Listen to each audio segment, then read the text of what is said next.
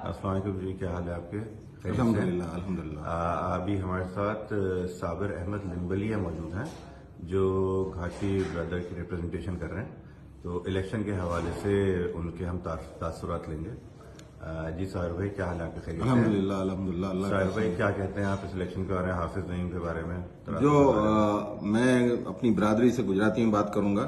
हमारा हंदा भाई बहनों से मुखातिब सो अस्सलाम वालेकुम वरहमतुल्लाहि वबरकातुहू। काल जिसे एक तारीखी दिन આવી રહ્યો છે, એક બહુ અહેમ દિન આવી રહ્યો છે, 15 જનવરી છે કાલ, અને કાલ કરાચીના અંદર ઇલેક્શન થઈ રહ્યા છે।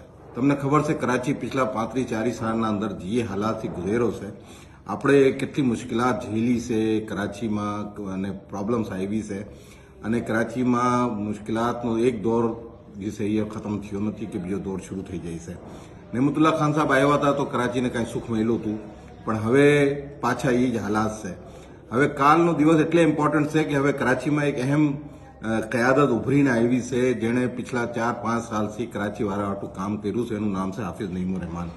એને તમારા જેટલા યુનિયન કાઉન્સિલ છે હંધાઈમાં પૂરા કરાચીના અંદર તરાજુના ઉપર અમારા ચેરમેન ને કાઉન્સિલર ઉભા છે।